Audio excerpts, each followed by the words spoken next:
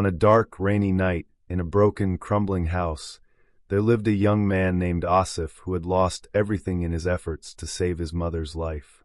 That very night, as the storm raged on and the world seemed to have turned its back on him, a girl appeared in his life.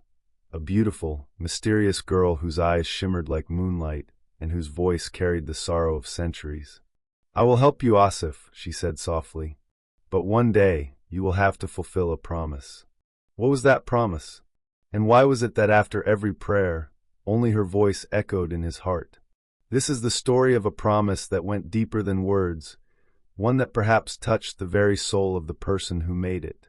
It began in a small town where the shadows of the mountains loomed large, and the wind carried echoes of old memories.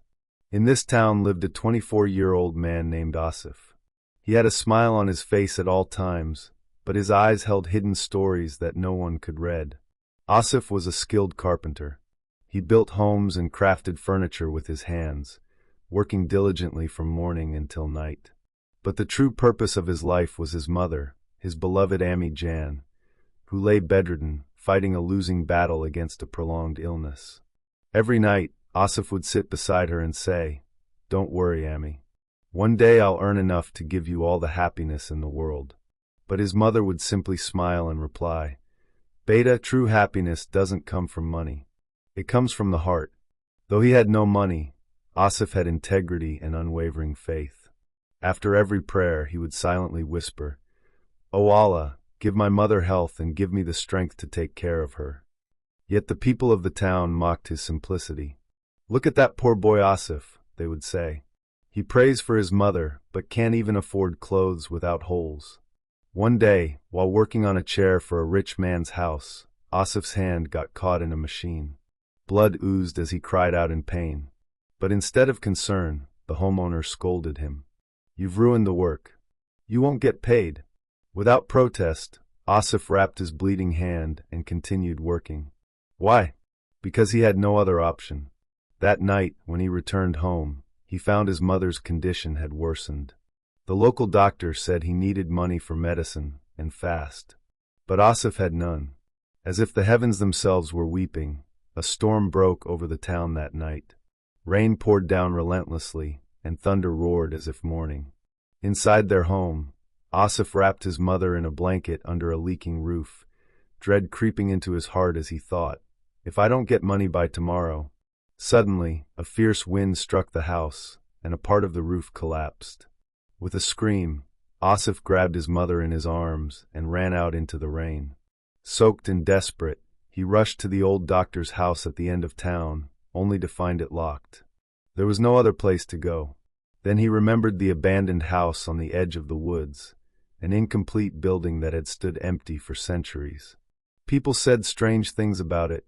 They said something wasn't right there. But Asif had no choice. Carrying his mother in his arms, he stepped toward the desolate structure. Inside, the walls were cracked, the windows shattered, and silence hung heavy in the air. He laid his mother down in a corner and covered her with his wet shawl. "Just a little while," he told himself. "Just until the rain stops." But then, out of nowhere, he heard a faint sound.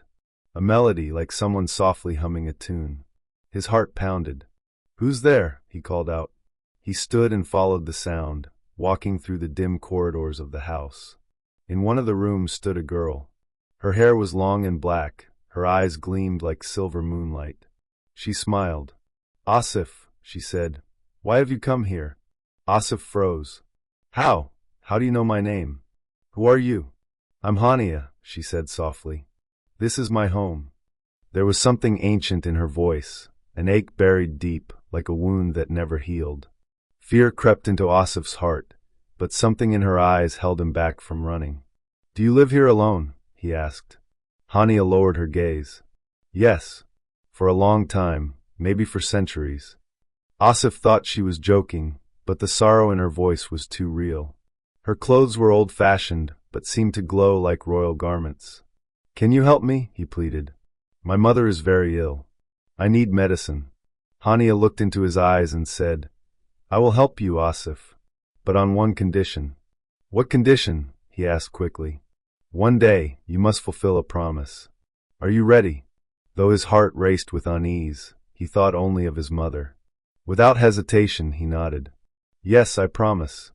Hania smiled, though there was something mysterious hidden in that smile. She reached out and placed a small glowing vial in his hands. This is the medicine. It will heal your mother. Asif stared at the vial. It glimmered with a strange light, as if filled with something divine. He thanked Hania and rushed back to his mother. Within hours of giving her the medicine, her eyes opened. Asif, I feel better now, she whispered.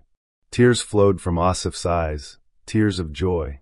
But when he returned to the house to thank Hania, the room was empty. She was gone. And that strange glowing vial, what was it? How did it work so quickly? The next morning, everything changed. His mother felt stronger. Their home felt warmer. Hope had returned. But Hania's face and her promise kept haunting his mind. Who is she? Why did she help him? Then, as if touched by unseen grace, fortune began to smile on Asif. He received a large contract from the richest man in the town, who said, You work with your heart, Asif. Here, take half the payment in advance.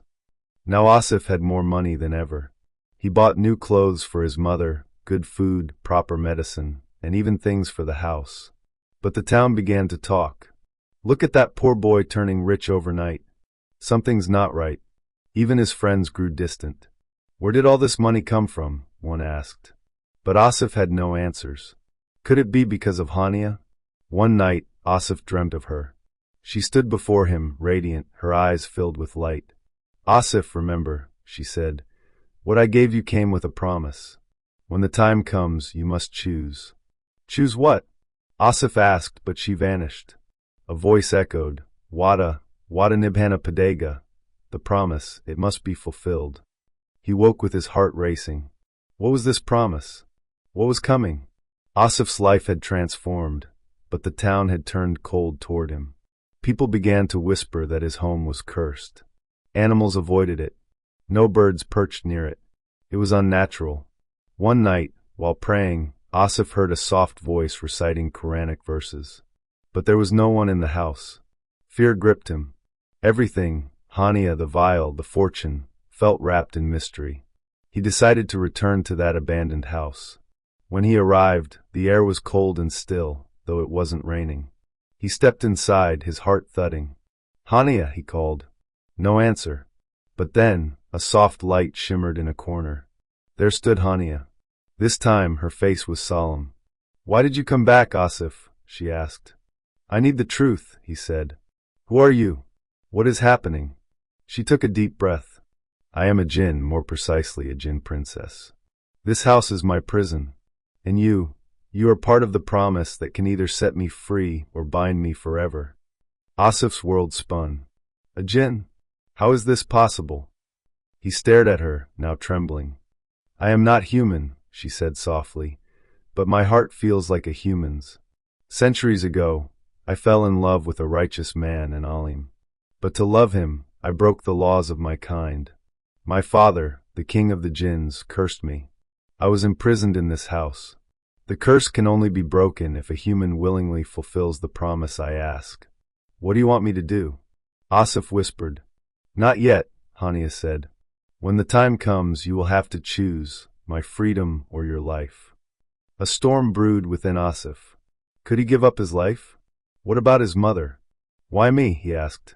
I'm just a poor boy. Because your heart is pure, Asif. You never wished harm on anyone. That's why I chose you. That night, Asif returned home, burdened with thoughts of Hania, her story, and the strange promise he had unknowingly stepped into. Would he be able to help her? Or would that promise destroy him? Now the story reaches a point of no return. Asif knows the truth about Hania. But where will that truth lead him? Can he fulfill his promise? Or will his faith show him another path? His house was now filled with comfort, his mother's health had improved, and wealth no longer eluded him. But his heart was not at peace. Hania, the Jinn, the promise, these thoughts haunted him day and night. He lay awake in the quiet hours, wrestling with a choice that was yet to be revealed.